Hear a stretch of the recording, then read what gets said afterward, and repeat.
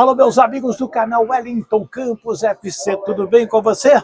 Que bom, a gente tá aqui, né? Seleção brasileira e tudo, mas a gente não pode parar de falar de Vasco da Gama.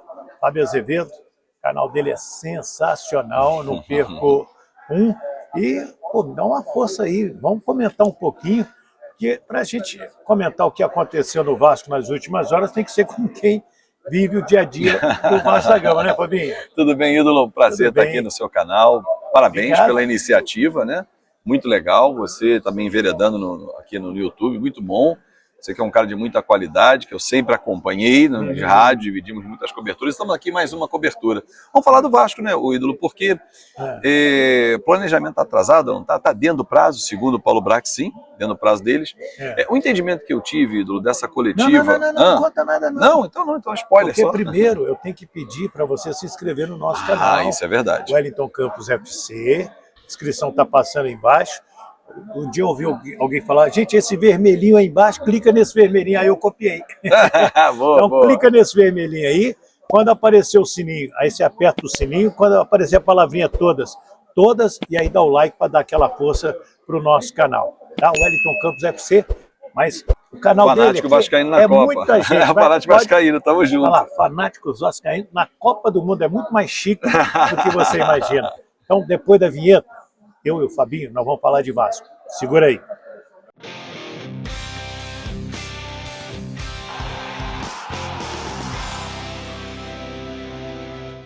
Muito bem, está aqui meu amigo Fábio Azevedo, de tantas e tantas jornadas, juntos aqui em Doha, no Catar.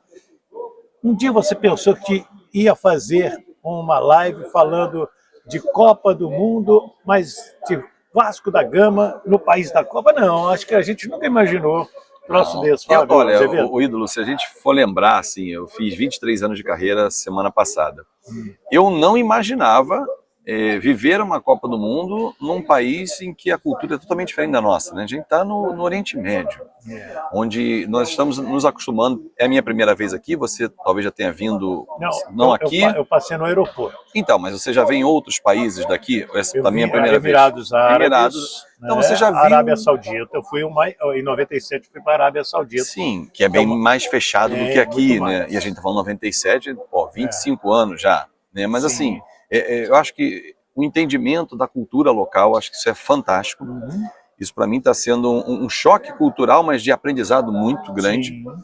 Por exemplo, a gente está andando na rua, aí ouve a oração começa de Meca, o som. E aí quem é da religião, né, os muçulmanos, eles se ajoelham onde eles estão, eles viram para Meca, começam a fazer as suas orações. Quer dizer, nós não estamos acostumados com isso. E na Arábia Saudita é muito mais rigoroso, porque a polícia religiosa, que é a polícia federal deles, bem, hoje, eu estive em 2019, eu e Barão, nós fomos lá fazer a seleção, mas em 97 a polícia religiosa passava avisando a todos que era a hora da religião, a hora da reza. Então fechava o comércio. Se você estivesse comprando alguma coisa e quase pagando, parava aquela operação comercial, você saía, você ficava do lado de fora, esperava tipo 15, 20 minutos, meia hora, para depois concluir aquela transação, porque era a hora da reza. E na TV, estava passando o jogo.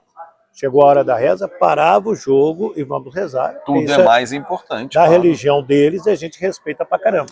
Sim, assim como também as mulheres de véu, ou algumas somente com os olhos de fora, porque aí é a permissão do marido para que ela coloque o rosto, né? Então, assim, é algo muito diferente. A burca é uma sociedade que tem um machismo muito forte e que a gente tem que respeitar. Eu não venho aqui para o Catar ou para Dubai, onde eu estava na primeira fase da Copa do Mundo. Não, eu vou chegar lá e vou impor o meu jeito de ser. Não. Vou andar sem camisa. Por exemplo, eu estou trabalhando para a Rádio JB e para o canal Fanático Vascaíno. Eu estou com uma camisa por baixo, vou levantar aqui e mostrar para vocês. Ó. É uma por cima da outra, não é? Não, tira uma, aí bota... Não, você tem que respeitar o local. E você sabe que ainda há pouco, quando eu passei no raio-x para chegar aqui na sala de imprensa, tocou aqui por causa do cinto, da fivela. Sim. E aí, eu sem querer, eu levantei botou a barriga de fora. Um pouquinho da barriga, o cara, baixa. Aí que eu me toquei, e olha que eu já estou aqui há algum tempo e eu respeito muito esse negócio. Claro. Enfim, acho que a gente tem que respeitar, mas está sendo uma experiência fantástica. E, enfim, que a Copa do Mundo, vamos ficar até o final, e o Brasil chegue na final e nos dê alegrias também. Vem cá, Vamos lá. A entrevista coletiva do Paulo Brax, você esperava mais da coletiva? O Maurício Barbieri, para você, foi um nome legal. Abel Braga, o Abelão, a gente já falava... Na Itália a gente já citava sim.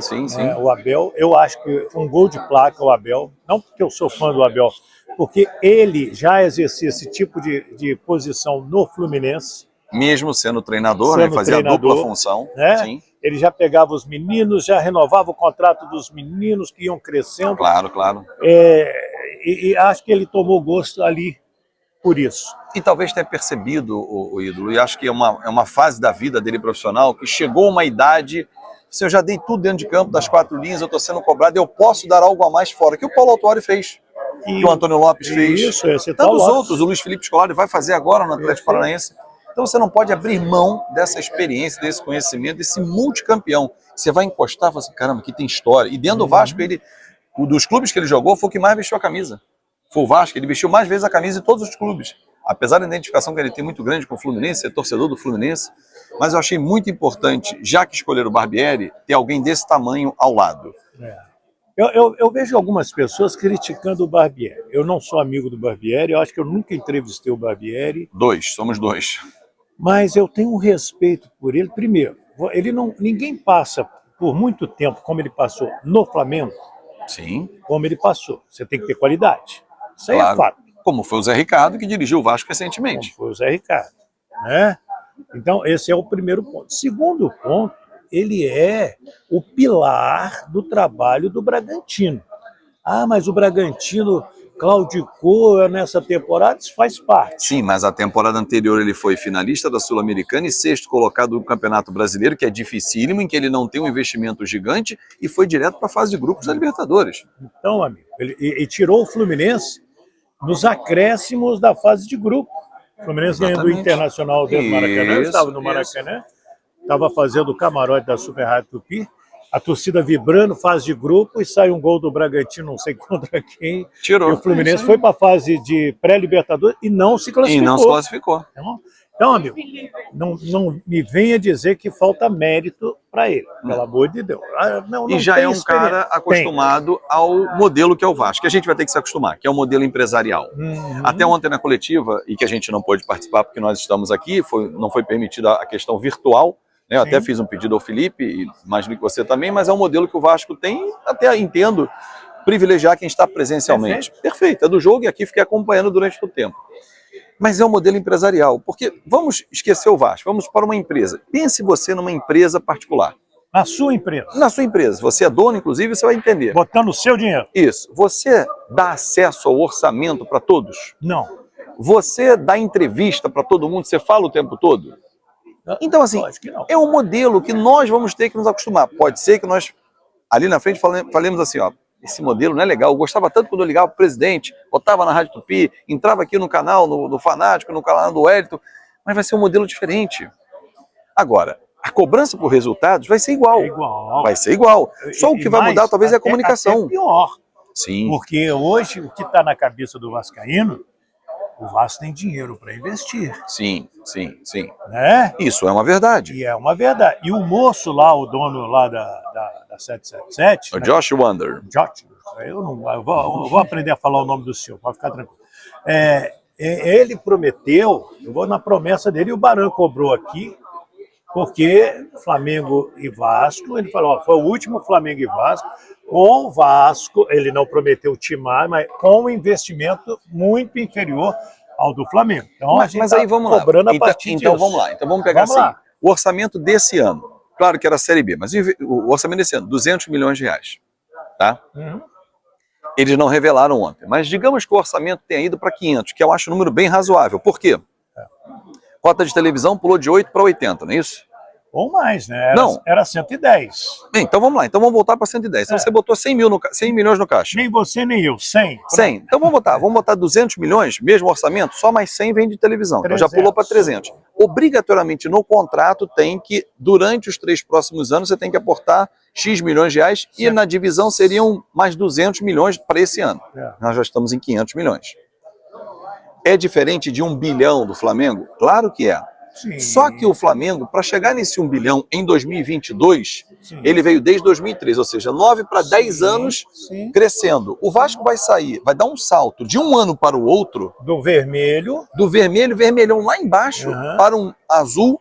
E aí que eu tento passar para o torcedor, Wellington, e entendo, hoje até fiz um vídeo, falei, gente, eu não vou pedir calma para o torcedor, porque não dá mais para pedir calma.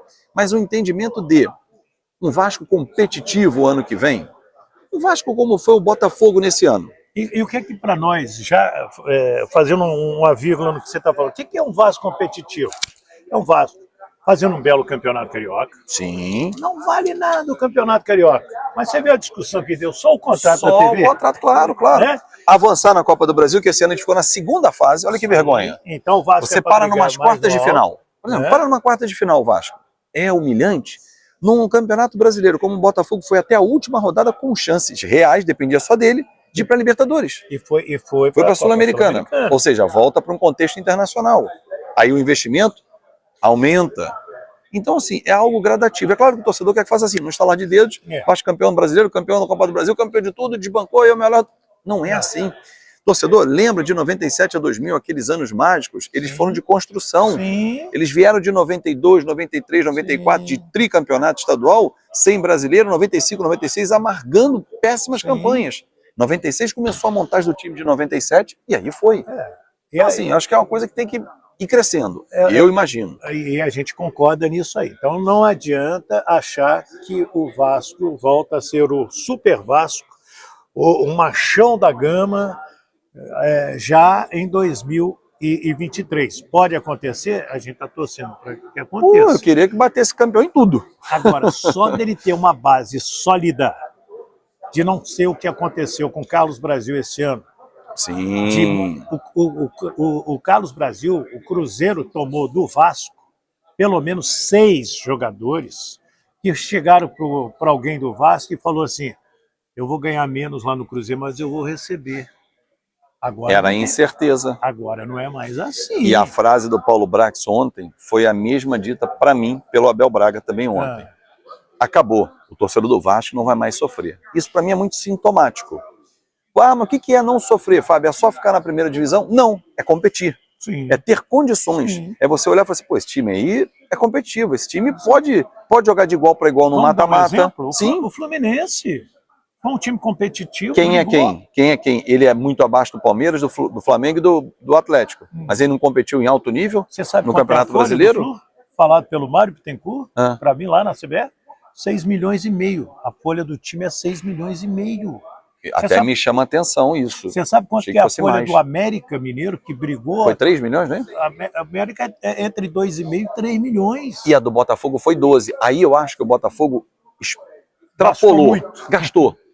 Vídeo o Patrick de Paula, eu sempre falo isso. A do Galo parece que bate aí 17, 18, 19. Flamengo 20. Mas o Vasco não vai mais. O Vasco não vai soltar de 3 milhões de folha hoje para 20. Ou de 4. Não vai. Mas se ele soltar de 4 para 8 ou a 10, você consegue trazer grandes jogadores. Pelo dinheiro que ele tem, claro, você vai brigar. Agora, o importante, do que eu acho, é a mescla. A história do Vasco sempre foi isso. Jogadores experientes, com a garotada, DNA do Vasco, garotada boa. E diferente dos outros anos, de novo, fazendo uma vírgula. Perfeito. Hoje você tem a meninada e você não tem os jogadores experientes. Aí você vai buscar. E aí pode ser experiente de meia idade, como um Pedro Raul de 26 anos. Nossa, pode ser um jogador de 30 anos. O Urso aí que o pessoal O Urso, mas ele já está 33 para 34. Mas é um experiente que vai fazer o trabalho. Não, perfeito. Que o Anderson Conceição. Perfeito. Que o próprio Edmar, que todo mundo queria cortar o pescoço, eles fizeram com a meninada. Gente... Seguraram os moleques. Eles chamaram os meninos, até negócio de cabelo, eles conversaram com os meninos. Claro. Então, cara, isso tem um valor muito grande. É que o torcedor talvez não perceba isso. Porque ele acha, o Anderson Conceição falhou, fez gol contra, o Edmar falhou, ele só olha isso. Mas a importância para aqueles moleques fossem bem, vem desses caras. Sim. Porque a gente já viu quantos jogadores da base do Vasco sucumbiram.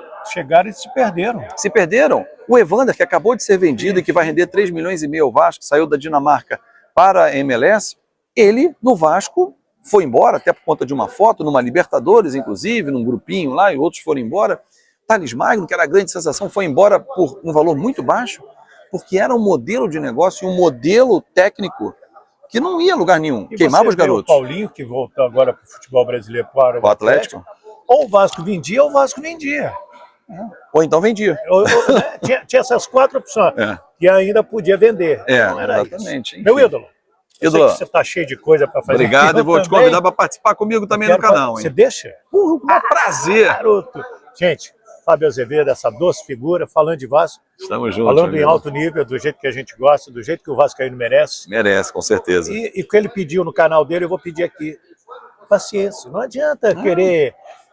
tem uma frase de um padre que é muito famoso no Brasil, e principalmente em Minas, que eu cresci lendo e cantando as músicas dele, Padre Zezinho. Ele tem uma frase assim: não adianta você apressar o rio, ele corre sozinho. O que é apressar o rio?